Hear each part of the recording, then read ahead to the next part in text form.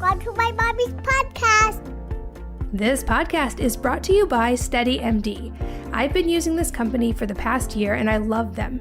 Here's how it works. Instead of having a primary doctor that you have to make an appointment to see, wait for hours in the office to visit, you can now have your doctor available whenever you need him or her through your phone. SteadyMD has a staff of doctors who are available via call, text, or video chat whenever you need them, so they respond quickly and they already know your medical history. You get paired with a single doctor so you can work with them as a long-term partner for your health. They're well-versed in lab testing, preventative health, and functional medicine, and they are great for those random, obscure, off-hours medical questions so you don't have to run to urgent care.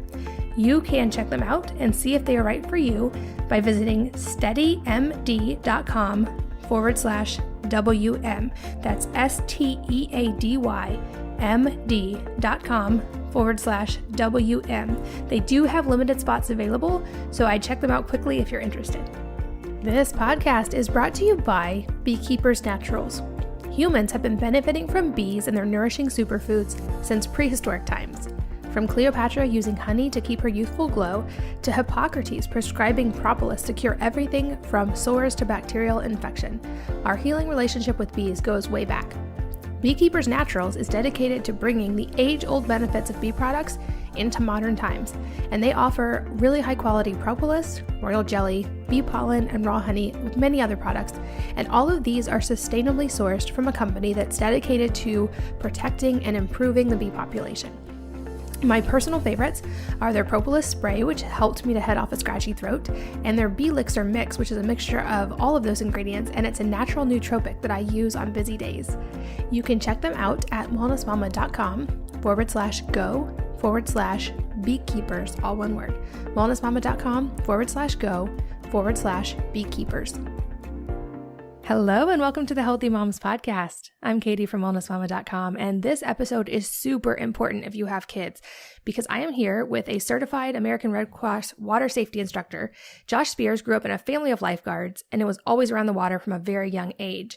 Josh worked as a lifeguard in high school, and after having to pull multiple children out of the water, he became passionate about preventing drowning and became a water safety instructor through the American Red Cross. He has now taught hundreds of kids to swim and has also taught many parents to teach their own children to swim without stress or fear. And we're going to dive into all of that today and how to keep your kids safe in and around water. So Josh, welcome and thanks for being here. Great. Thanks so much, Katie. Thanks for having me. Of course. I think this is such an important topic. And obviously there's so many questions I want to ask you and get into the really practical stuff of how can we all as parents keep our kids safe. But first, I always love to hear your story. So how did this become such an important issue to you? Yeah, good question. So it started years ago, kind of like you mentioned, growing up as a lifeguard, water safety instructor, etc. I've always had a deep love for water. I think water just makes everything better, whether it be social time, family reunions, etc. I just think it just helps to get people relaxing and just takes their mind off a lot of things and puts them a little bit more just in the present moment. So I've really just been passionate about water for a long time, certified through PADI, scuba diving, some experience on a swim team, etc. And so I've always been passionate about water. In regards to water safety and even just helping parents or equipping parents to teach their kids how to swim, there was an event that happened some years ago. I was actually on vacation with some family members, and we were hanging out at the hotel pool. We were swimming, having a good time, and I saw this father working with his son, trying to teach him how to swim. And you could visibly see the frustration on the father's face. You could see the fear and frustration on the child's face. And, I kind of debated. I went back and forth. I was like, should I offer a couple tips? I don't want to overstep and interfere in someone's family life and father-son moment. But after a few minutes, I was like, man, it's just really painful to watch. And so I went over and I said, hey, do you mind if I share a couple tips? I noticed you were working with your son and trying to teach him a couple things. I've helped a few kids in the past learn how to swim, and I've helped parents working with their kids. Do you mind if I offer a couple tips? And he looked at me with a sign of relief on his face, and He's like, absolutely. So I jumped in and just offered some really basic tips as far as, floating on the back, just even how to kick correctly, and blowing bubbles, just a few really basic things. And within, gosh, maybe 15 minutes, he made more progress than the previous half hour, whatever it was that his father had been working with him. And he was so much more relaxed. And the father, he looked at me and he's like, man, thank you so much. And I could just see he was a lot more relieved as well. And it really kind of made me think, man, just impacting one parent's life with a couple tips, 10, 15 minutes, what could you do if you created a course or a program that would teach parents the same simple skills and concepts, but through a more of an online format so that you could reach out to a lot of people? And so that was kind of the moment that got the wheels turning. And it wasn't until the last couple of years that I really looked at it a little bit more intensely. In fact, probably 3 years ago, I was working with some kids, and I kind of laughed to myself as I was teaching. I realized that I do the same 5 steps for every student. And no matter if it's a child or adult, it's the same 5 steps. And it doesn't change. You learn these steps and you learn how to swim. Yeah, I love so much about what you just said, and I want to unpack so much of that. But first, I have to say, I totally agree with you about the water making everything more fun. I'm also PADI certified and love the water. And I think it's innate to humans. So many of us, we feel this pull toward the water, and especially toward the ocean and to like lakes and bodies of water. And now we know there's so many cool health benefits of being in the water. Like, especially in the ocean, you're getting magnesium, you're getting grounding, you're getting vitamin D. Like, there's a really strong physical reason that we crave water. But I also know that for parents, it can be a really stressful thing because we know the statistics. We know that, at least from what I've read, you can probably clarify this, that accidental drowning is one of the leading causes of death in children. And so I think that maybe like the father who was so frustrated, there was some fear there because it is such a big issue. It's so important that our kids do learn how to be safe around the water. And I'm sure you saw that firsthand as a lifeguard, what happens when kids aren't taught water safety or they're reckless around the water. So as a parent, I'd love to go deeper into this. Why do you think accidental drowning is such a big issue in today's world? Yeah, no, I totally agree with what you said, especially in regards to the health benefits of water, but even just the stress that the parents pick up on around water. So I don't know if you heard, just a few weeks ago, Bodie Miller, an Olympian, alpine skier, his, I believe, 19-month-old daughter drowned.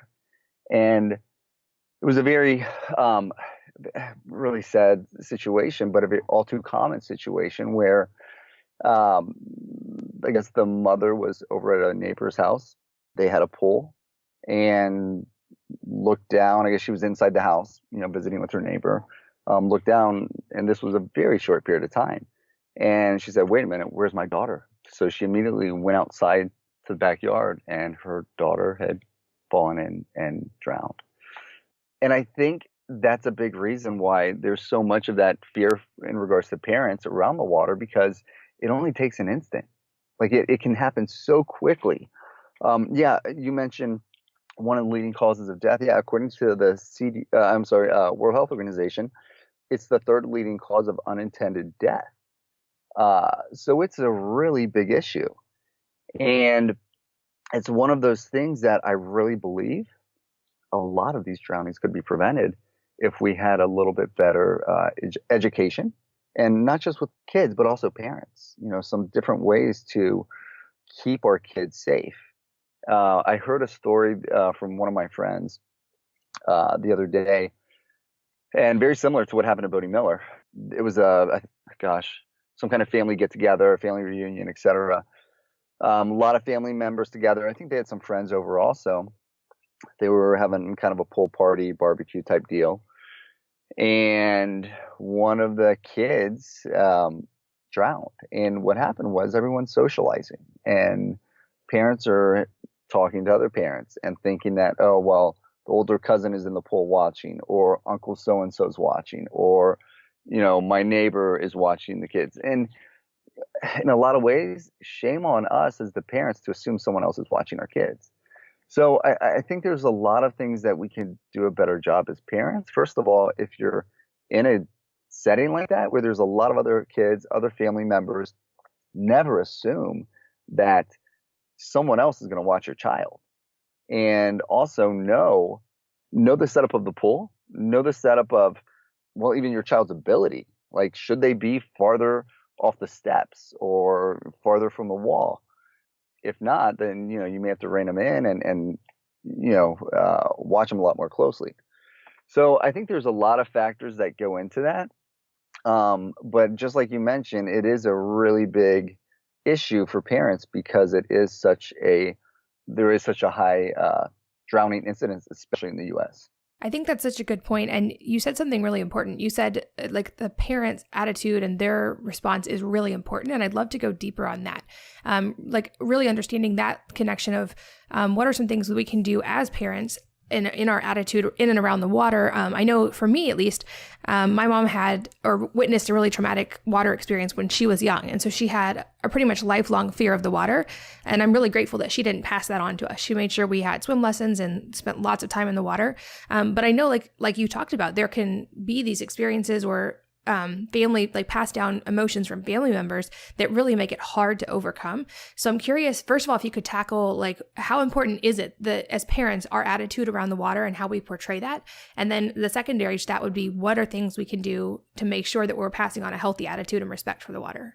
Yeah, no, that's a great question. So percentage wise, there's a very high percentage of people, I can't remember off the top of my head, but a very high percentage of people that have had a near drowning experience. And if you've had that, you tend to take that fear into your parenting. So it's always don't go near the water, or make sure you've got your life vest or some of these things, which don't get me wrong, I think in and of themselves are good. You should have a life vest if you're water sports and some of these other things.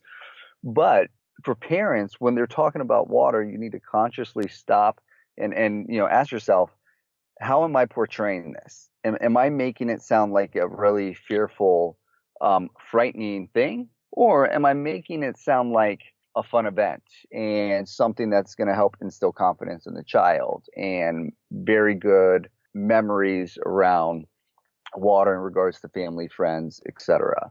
So one thing that I've seen is that parents that instill that fear in the kids, it takes a lot of work to break through that fear in the child, especially as you're trying to teach them to get comfortable in the water, stop tensing up, and because it's hard to swim when you're tensed up and fearful. So part of what I encourage parents to do is keep it fun. And there's a lot of different ways you can do that. One, try to take your fear out of the equation. And that's why, teaching the child how to swim is so important. And if you, the parent, if you don't know how to swim, then I would say definitely get comfortable with the water and learn how to swim yourself, because that's going to help eliminate some of that fear. And that's also going to show the child that, hey, my parent is in the water having a good time. Okay, I can do that too. So I would say, be really careful about the conversations you're having. Make sure that it's not fear-based. Also, make it really fun. So have games around the water. Maybe have snacks that you're not always enjoying, just so that those early memories around the water are positive and not fear-based. So that's what I would say in regards to that. And tell me the second part of the question. I feel like you probably already tackled most of it, but just practical things that parents can do to make sure that they're keeping their own attitude, like you said, positive, so that we're not passing on that fear. Yeah. So I think those are the main points in regards to that. Just keeping it fun, positive associations, and more education with the parents. One thing I did want to touch on, because I mentioned the life jackets. I see a lot of parents put their kids in the little puddle jumpers or water wings, life jackets, those types of things, and then they just let them go in the water. And I've never been a big fan of those for a couple reasons. One is it puts the child in a vertical position. And if you're learning to swim, that's really hard, especially if you've been trained to stay in that vertical position, because you want to be in a horizontal position when you're swimming. So I've also experienced, and this was from, years as a lifeguard and some of these other things I've done, where the child was so accustomed to being in a life jacket, puddle jumper, water wings, etc., that they would jump in the water thinking that they were going to come right back up and float, and didn't, because they didn't have the life jacket on. And so I've seen more negative come from wearing these devices, especially at a young age, versus not. Now, with that being said, as parents, we have to be on top of our kids a little bit more in regards to watching them and paying attention to what they're doing in the water. And so I totally understand. It does give parents peace of mind when they do have life jackets, puddle jumpers on the pool, but it's also teaching bad skills. And I can't tell you how many times I've seen this happen where the kids got so used to it, jumped in the water thinking they had it on, and went straight to the bottom. And so that's another reason why I encourage not using those and instead teaching swimming skills in place of that. That's a great point. And I think of it almost like with teaching kids to ride a bike, because I've also never been a fan of training wheels for that same reason. So we've always defaulted to like the balance bikes, which at least they're propelling themselves with their feet. It doesn't have pedals yet, but there's nothing holding them up. They have to learn that balance themselves. And it makes total sense, exactly what you're saying, that if they learn and their whole positioning and everything, they get comfortable in the water in this one way. And then it gets so much more scary when they have to change the way that they're floating and the angle that they're at, and their face is in the water more, and they're not used to that. It can seem even more intimidating, I would guess. And I think something else you said is super important, not just even in the water, but across all aspects of parenting. Because I think, especially in the water, and certainly we should be cautious and respectful of the water, because it can be very powerful. But I see so many parents that default to like the be careful constantly in parenting in general, but especially around the water. And I had another podcast interview with a children's mental health expert. And basically there was this idea that challenging and even quote unquote scary experiences are actually really important for kids. If it's something that they are afraid of in theory, they actually need to experience in a loving way with obviously parental support, but experience it and overcome it, because we kind of, I think, maybe have this idea as parents that if our kids have a scary experience, they're going to develop a phobia. And what the researcher was saying is that this is actually the opposite is true. When kids are allowed to avoid an experience that's challenging or scary, they develop the phobia then because it's an unknown and it's scary to them. Whereas when they conquer it, like all of us as adults probably are nodding our heads, when you conquered it, it's no longer scary because you understand it and you have skills and you've learned. And I feel like maybe in the water especially, that's such an important thing. So I'm curious, what age do you recommend getting kids started in the water? No, that's awesome. I was literally nodding my head the whole time as you were talking about that. I totally agree. So in regards to what age, as early as possible. What's crazy is kids are drawn to the water and they naturally know how to swim. If you take a really young child, put them in the water, their natural inclination is to kick. So I say as early as possible. Get them in the water so they're comfortable. Hold them close so they feel safe, and then as they get more comfortable, then you can start teaching them some other skills. But we've had kids at a very young age, less than 2 years old, able to swim. And a lot of people look like, oh, that's crazy. Well, these were also parents that understood the importance of swimming and just how the more exposure to water and in a proper manner, the better. So that, these kids at less than 2 years old are so comfortable and are swimming like fish. So at a very young age, I mean, a lot of times in the past when we were work with parents, we'd say 3 months is great. But we've had, 3 to 6 months is kind of a happy, like a good point where parents feel a little bit more confident now with their child and, understand that they're not going to break the child, that type of thing. getting them in the water, and then really just getting them comfortable with it. Now, at that young age, you want to make sure that the water temperature is a little warmer. Typically, that helps with their comfort. But yeah, just taking them through the water, encouraging them to kick a little bit, getting them comfortable on their back, getting a little water in their face. Those types of things are great, especially at a really young age. And it just helps to lay that foundation for swimming. Yeah, that makes total sense. And so I want to go deeper on the idea of swim lessons because I have used your system and my 2-year-old is swimming, which is so much fun. But I'm curious on a higher level of that, just on the topic of swim lessons in general, how big of a difference do they make as far as children being safe around the water? I know that the flip side of that is we can't just assume that because our kids have had swim lessons, we don't have to watch them. You still always have to make sure we're very alert, like you said, of our kids around the water. But I'm curious from all your experience teaching swim lessons, do you see that data play out that the kids having more of these skills in the water can reduce that risk of accidental drowning? I absolutely do. There's a situation that really comes to mind. And this was a child that was, I think he was just over 2 years old. So somewhere between 2 and 3 years old. So he was young. He had fallen in. And one of the things we teach him is if you fall in, how to get to the side and how to climb out of the pool. And he did that exactly. Fell in. I think the situation was his parents were around, and I guess they were by the pool. I don't know if he tripped. Something happened anyway. He ended up in the water, and right away the training kicked in, and so he was able to get to the side. So yes, we have seen that happen multiple times where the skills that they were taught, it kicks in when a situation arises. They fall in or fall off a float or whatever the case might be, and instead of just panicking, they go to those skills that they learned and they're able to get to the side, get to safety. So yes, we have definitely seen a correlation with swimming and safety. The other thing that we really tie into is the water safety skills, as far as just respecting water and being around it and that type of thing as well. Yeah, that's a great point. And I know that like now that I live pretty close to water, that's one thing I always notice. And it's humbling even as an adult who's a strong swimmer. Like truly, especially the ocean, the water is so powerful. And it reminds you like how small and insignificant we actually are compared to something that massive.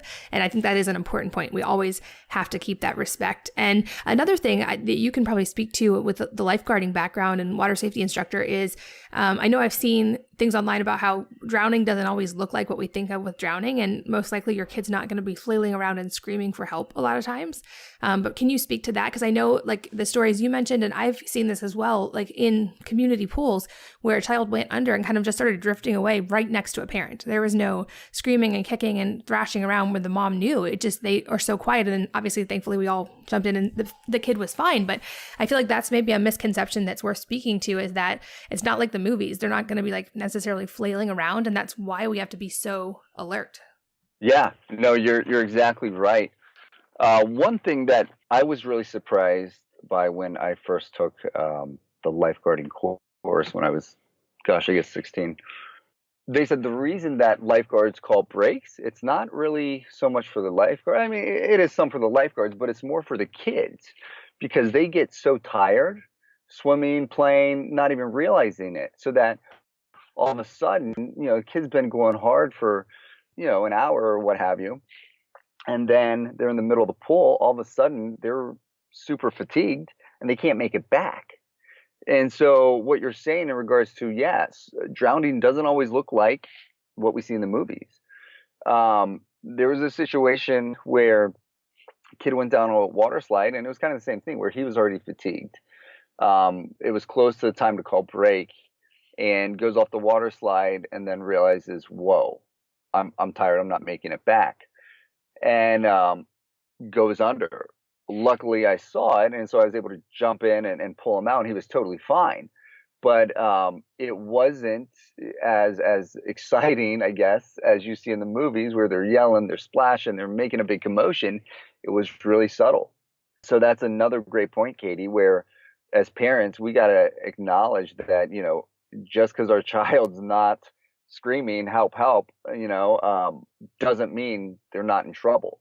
So once again, just more awareness on the parent's side can make a huge difference. Absolutely. And I definitely would say, by all means, I consider myself more of the like free range, not overprotective parent. But I would say like water is the one place that you do want eyes on them the whole time. For all the reasons we've talked about. That doesn't mean they shouldn't play. And I'm all about my kids going down slides and jumping off the side and diving and all that, but I'm still going to watch them. Because in the water, it's truly like seconds makes such a big difference. Yeah, absolutely. So I've been taking some notes, but I'm curious if you kind of have any other general guidelines that you would recommend that parents always keep in mind. So obviously not being on our cell phone, paying attention to the kids. I love that you talk about not using kind of life jackets and puddle jumpers as crutches when they're young. I would guess also the basics, like lifeguards are always saying, don't run near the pool because you can fall and bump your head, and then it doesn't matter if you can swim, things like that. But are there other general guidelines that you would recommend that parents really keep in mind? Yeah, I think there's a couple. So yeah, just what you said, parents not being on their phone, being aware. And one thing that lifeguards are always taught to do is scan the pool. So, you start at one side, go to the next, depending on the size of the pool. Sometimes you're counting swimmers, some of those things. So I would encourage parents to constantly be scanning the pool also. And you can still visit with friends, family, and engage in conversation, but you still just have to be aware. So one thing that I tell parents is make sure your back is never to the pool, especially if your child's in the pool. You want to make sure that you're able to see the surroundings. And that way, in case something does happen, you're there, you're able to see it, you can respond quickly. So that's one thing. In regards to some other keys with water safety, I always encourage people, if you have a pool at your house, have a gate around it. Now, not that that's a foolproof safety measure, but it does help considerably. The other thing that I really encourage people to do is get an alarm. They have a few different types of alarms now that if something breaks the surface of the water, it goes off and it can alert the whole house. Those are great. Especially, you're inside and everybody should be inside. All of a sudden you hear something, you hear the alarm and think, okay, that's not good. You run out there and it can really help to prevent some of those drownings. So those are a couple things that I'm really big on. The other thing that I like to mention to parents is if you are participating in water sports, like if you're boating, if you're, water skiing, jet ski, whatever, make sure you do have the proper safety equipment, like U.S. Coast Guard approved life vest, and make sure that as far as, well, and not just kids, also adults, I'm a big proponent of this, is the buddy system, so that you're not swimming alone. I was talking to a friend of mine the other day. She was a competitive swimmer and a water polo player. And one thing that we were just talking about water safety and different things. She said, the one thing that a lot of people don't take into account is if you're swimming by yourself, how easy it is to just fatigue yourself, and you may cramp up and some of these other things that can happen. And if you're in the middle of a lake or pool in some cases, and that can be a bad situation. So it's always better to swim with somebody, to have someone with you, just in case you do get into trouble. And even if you're a fantastic swimmer, these things can still happen. I remember hearing a story. Somebody else I know was a lifeguard, and this happened at their pool. There was a competitive swimmer. He had a great reputation, fast, very efficient in the water, really good at knowing his limits. Well, one thing he would do, he would practice holding his breath, and he would swim on the bottom and go from one side to the next and just keep kind of pushing the limit to see how far he could go. Well, one day when he was practicing this, something happened. And so the lifeguards saw him at the bottom. At first, they thought he was just playing around. And then they're like, wait a minute, this is not good. So jumped in, pulled him out, and they were able to revive him and save him. But it's always important to have a buddy, have somebody that you're swimming with, just in case something happens. Yeah, absolutely. Because you hear that, unfortunately, all too often of Olympians, competitive swimmers, people who obviously know what they're doing in the water, having water accidents or even drowning when they're on vacation with family or just swimming. And it is a good reminder that none of us are immune to that. It doesn't matter. And I think the same thing with like the life jackets. I totally get your point. Like kids don't need them in the pool when we're there with them. But if you're doing open water sports, absolutely every like adult should be wearing them too. And I think that's a good time that parents have to set the good example too. Super important. This podcast is brought to you by SteadyMD. I've been using this company for the past year and I love them. Here's how it works. Instead of having a primary doctor that you have to make an appointment to see, wait for hours in the office to visit, you can now have your doctor available whenever you need him or her through your phone. SteadyMD has a staff of doctors who are available via call, text, or video chat whenever you need them, so they respond quickly and they already know your medical history.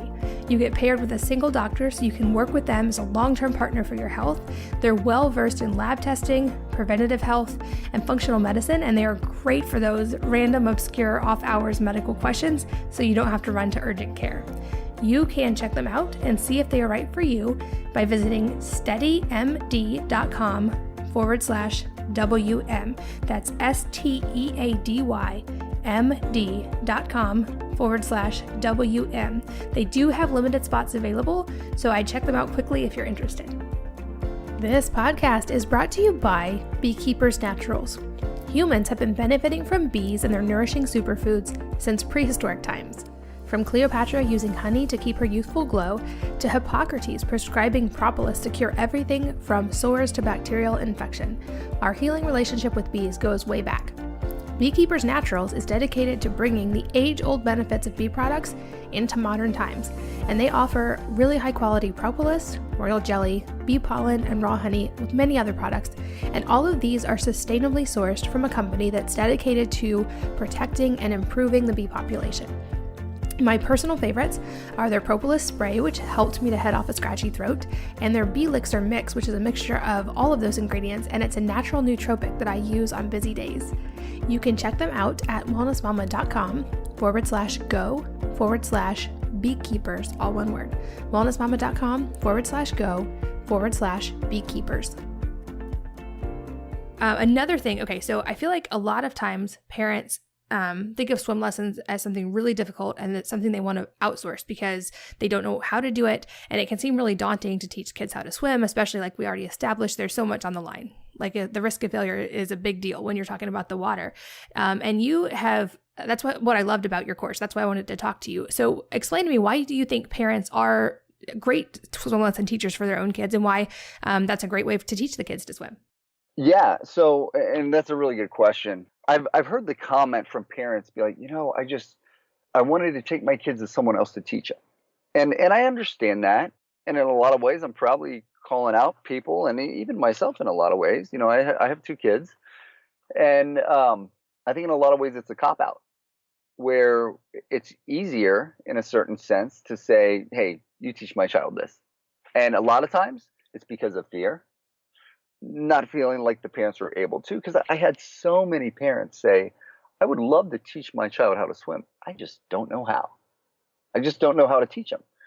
And I totally get that. You want to make sure, especially with a life-saving skill like swimming, you want to make sure that they have a good instructor, that they're learning the right skills, that they're not developing bad habits.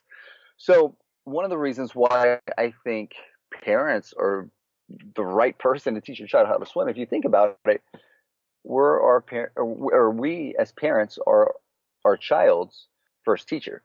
So we teach them how to eat, how to shower, how to brush your teeth, how to go to the bathroom, how to talk. Like we teach them all of these different things. Why not teach them how to swim? And if you look at it, typically our kids trust us as parents more than anybody else in the world.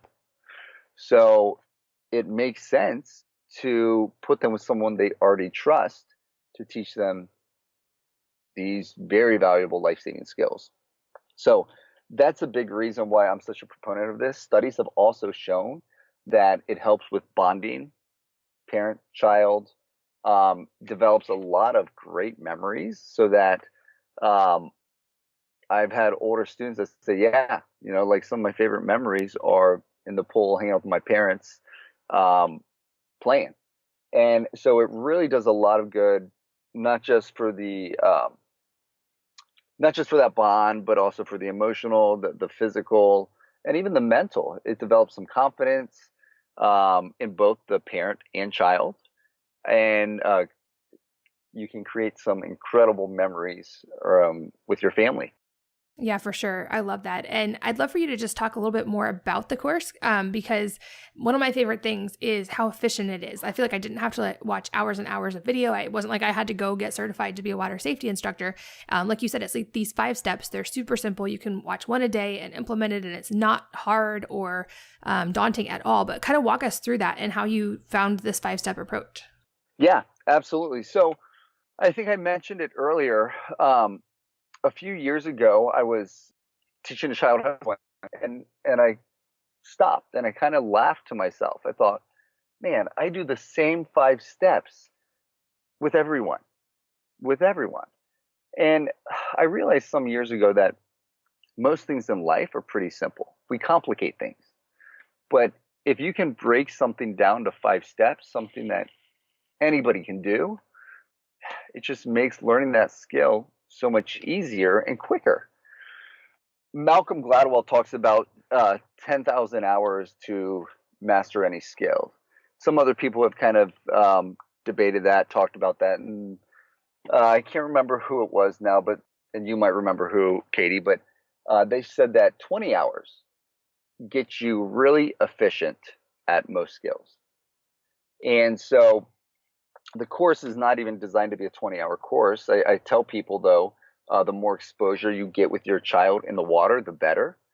So you're just learning the basics. Are you going to be an Olympic swimmer after the course? No, that's not what it's designed for. But it's laying that foundation. It's teaching you the basic steps to swimming. So when we recorded the videos, we went through tons of footage. And I looked at it and I thought, this is great, but I'm a parent and I want something that's going to be short, sweet, to the point, something that I'm not going to have to spend tons of time learning, watching, reading over. And so we essentially stripped out everything else that wasn't necessary and put the basic best content that we could in the videos. So 5 steps, videos with instructions, so talking through it, giving demonstration, and then there's also a PDF that goes with it. So depending on your learning style, you've got the audio, you get to see the hands-on, and then you can also read through the PDF format as well. Yeah, I loved that part because as a mom, and I'm sure you're married, so you can probably attest to this with your wife, but moms are some of the busiest people on the planet. So I loved that I didn't have to get a PhD in understanding everything about the water. I could just learn how to teach my kid to swim. And like I said, I did it with my 2-year-old. Like the 5 steps took me 5 days, but then within 2 weeks, she was totally comfortable in the water. And it was a good reminder to make sure I keep my eyes on her because now she'll just go jump in and swim and she loves it. So I really appreciate that you kept it efficient because moms are super busy. Yeah, no, and I totally relate to that. Our daughter is 2 years old, and she's the same way. Now that they get to this point where they get past the fear and they get the uncomfortableness of maybe laying on your back or facing the water, that type of thing, and then they're gung ho. So it's kind of that double-edged sword in a lot of ways, where now they're able to really move in the water, but they're still young, so you really got to watch them. But it's fun to see them take off and just learn these skills, and in such a relatively short period of time, and just following some basic steps. Yeah, for sure. I think maybe you actually would have a better sense of this, but it seems like with my kids that the earlier you get them exposed to the water and start teaching them, like you said, even when they're little newborns, you can do it, the less fear they seem to have in general. I think kids are naturally wired not to have that much fear. They're naturally wired for adventure, and maybe we instill the fear in them a little too often. I totally agree with that.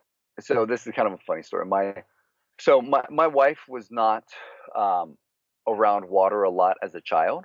And so at an early age, our oldest son, I'd get water in his eyes. And of course, when they're young, they don't love it, but they just have to get used to it. And so come bath time, my wife didn't understand this philosophy. And so she would bring a towel to him. So when I had him in the pool and all of a sudden he'd be asking for a towel, I'm thinking, where is this coming from? Like, I've never said, oh, here's a towel. And then after talking to my wife, she's like, oh, yeah, that's me. I was giving him a towel, bath time, this, that, whatever. It's like, no, like, that's not what you want to do at all. So we had to change some of that. Now he loves the water and, doesn't care at all. Water's in his eyes, any of that. But for our daughter, my wife understood this is how we get them comfortable with water in the eyes and the face. And so right off the bat, like, she would kind of blink a little bit, sometimes cry initially, but then after a very short period of time, she was totally fine. And so you're right. There's a lot of these fearful ideas that we get where we're thinking, oh, that's uncomfortable. Let's try to change that. No, that's good. You want them to be uncomfortable initially, kind of like you talked about earlier on. Some of these things that we're afraid of, we do, and then we remove that fear because we've done it. And so, yeah, I totally agree with that. Yeah, and I think those early skills are so important because they build, and like even just the little things like being comfortable with water in your eyes. I have a now almost 12-year-old who has the adventurous streak so much and is in junior lifeguard. He's PADI certified now. And I remember when he got certified to scuba dive, you have to go down to like 35 feet and then clear your mask, where you'd have to take your mask off, put it back on underwater, and then clear it so you can see again. And I think I was more nervous than he was, and he just did it. He didn't care if he had water in his face. He was totally fine. And I'm like, see, it's building on those skills because he's never been afraid to have water in his face. He's been doing that since he was 2. But it's interesting to see. And I think, like, to your point, it's so important to teach these skills and reinforce them early because kids do have that natural sense of adventure. And I'm like, sitting on my hands and biting my tongue now that my kids are approaching the teenage years to not be the mom going, be careful, because I want them to have those adventures. But it's such a good reminder to make sure that we just instill the good skills early so that they're safe when they have these adventures. Oh, no, I totally agree. It's funny. I was talking with a buddy of mine yesterday, and somehow it came up, cliff jumping and other water activities and all these things. And it does make you think of all these things that I did. And I've got to be okay with my child doing these things as well. And we were talking about just different components of water, and where, when you're in high school, you're not really thinking, is this safe or not? You're thinking, is this going to be fun? And so once again, going back to those early skills that you're teaching, you're still teaching them water safety. So yeah, cliff jumping is great. Make sure you're not jumping on rocks. Make sure that you're not doing some of these things. So yeah, the foundation you lay at a really young age continues on into teenage years, into adulthood, but just teaching them safety and skills and things that that they'll be okay on their own. Yeah, absolutely. And I think back to another recent podcast episode I did with a woman from Brain Harmony. Her name's Carol, and she is an occupational therapist who works with kids. And she said because a lot of kids aren't getting enough of these experiences and the things that kids actually need for development, like being upside down and being buoyant in the water and balancing on things and jumping off of things and climbing. Like, we think of these as just fun childhood activities, but it turns out they're actually completely vital for their brain development. And when kids don't do this, they miss out on critical steps. And then that shows up as learning, like slow learning in different areas of school, because the brain is developing, and that's how the right brain and left brain connect and how the limbic system develops. And so she loves things like swimming because she's like, it's the alternating sides of the body and the alternating right and left hand, and it teaches the brain that crisscross. Same with things like being upside down in the water or rolling in the water or balancing. Things like that are so good for kids. So it's cool to know there's so many other health benefits as well. And I know we've been talking about your course this whole time, but please tell people where they can find it online. Of course, there will be a link in the show notes, as well as to, I just found that YouTube or the TED Talk that you mentioned with Josh Kaufman about 20 hours to learn everything. I'll make sure that's there as well. But let us know where to find the course. Yeah, so you can find us kidslovetoswim.com. And there we've got some safety tips. We've got some videos we've done, and of course, access to the course that we're excited about. I think it's really going to help a lot of people, and it's such a valuable skill. Everybody should know water safety and how to swim. So kidslovetoswim.com. Awesome. And again, that link will be in the show notes. If you're driving, be safe. Don't worry about writing it down. You can find all that at wellnessmama.fm. A couple unrelated questions that I love to ask as I wrap up are, firstly, is there a book that has really had a big impact on your life or that you'd recommend? Yeah, you know what? Absolutely. I love to read. Although sad to say, I don't do a ton of reading now. I do listen to podcasts all the time. But I read a book. Gosh, this is probably well, no, this is definitely over a decade ago now, and it was a fitness book. It was called "Power to the People" by Pavel Satsulin. And at the time, I was just looking to get some more information and education on the game of strength. Spent a long time working in that field. And the book was great. It simplified strength training and that whole scale in regards to the different types of strength cycles you can do, periodization. It simplified it so much that I was amazed. And so it did a couple things for me. It really made me, I guess, question the status quo and look at things from a different standpoint to say, okay, how can I actually simplify this, and this? So I would say, honestly, in a lot of ways, the idea of Kids Love to Swim and the simplification, I got some of that idea over 10 years ago as a result of this book. If you're into strength, fantastic book. Highly, highly recommend it. But it also opens your eyes to other ways of looking at subjects. I love that. I'll make sure we link to that as well. And congratulations, because that is a new recommendation. There's some like recurring themes of books that seem to pop up a lot. And I love that that's a new one. So awesome. It sounds awesome. Definitely would recommend that to people. And lastly, this podcast will be heard by at least a couple 100,000 people. And that's so I'd love to ask if there was some advice that you could spread far and wide or give to a lot of people, what would it be and why? Gosh, that's a great question. I would probably say that most things in life can be broken down into 5 steps. We've kind of talked about this a little bit, but we complicate things so much as humans. But to get efficient at most things, you can break it down into 5 steps. And I don't want to get super philosophical here, but there's, I think, 5 steps to most things. And I think we just like to, sometimes let our ego get in the way and talk about, show people how much we know.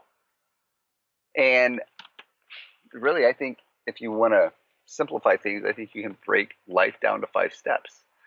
And if you were to do that, you would look at religion / spirituality. You've got to know where you come from in order to know where you're going. The second step in life, I would say relationships. Without meaningful relationships, life is kind of boring, kind of sad and lonely. The third step in life, I would say taking care of your body through proper nutrition, proper movement, proper supplementation when necessary. The fourth step, I would say, deals with finances and contribution. Earn well so you can give well. And the fifth step, I would say, is education. And within that comes music, philosophy, etc. So I would say if you master these 5 steps, you're going to live a very fulfilled life. And this is obviously not a overnight deal, but I think you can simplify so many things in life, and we just like to complicate things as humans.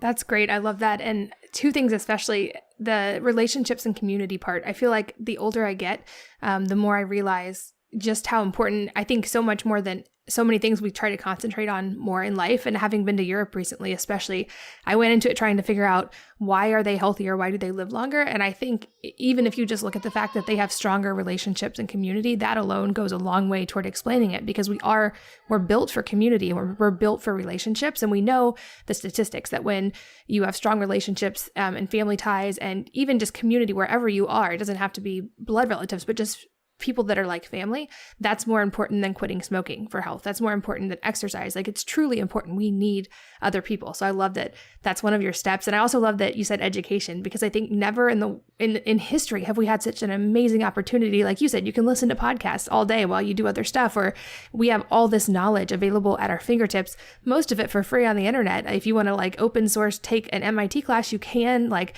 we've never had access to this kind of information, and it's astounding and amazing. And I think you're right. right. They're easy to say and a lifelong challenge to master, but it doesn't have to be so complicated. Absolutely. Absolutely.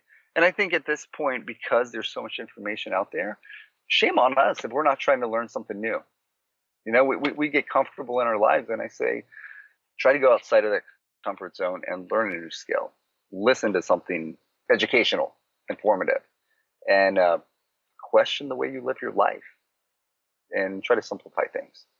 Yeah, great advice in the water to get out of our comfort zone a little, and also in life. It's like we've come full circle, I think, in this episode. And I know that you are an incredibly busy person, so I'm really grateful that you took the time to share here and to pass on this wisdom to parents. Like we talked about in the beginning, I think this is such an important issue. It truly is one of the few things as parents that is actually life or death. We do need to get this right. And I really appreciate that you are putting so much work into helping parents do that, and your time for being here. Thanks so much, Josh. Thanks, Katie, so much. I really appreciate you having me, and look forward to talking with you soon. And thanks to all of you for listening, and I hope to see you again next week on the Healthy Moms Podcast. If you're enjoying these interviews, would you please take 2 minutes to leave a rating or review on iTunes for me? Doing this helps more people to find the podcast, which means even more moms and families can benefit from the information. I really appreciate your time, and thanks as always for listening.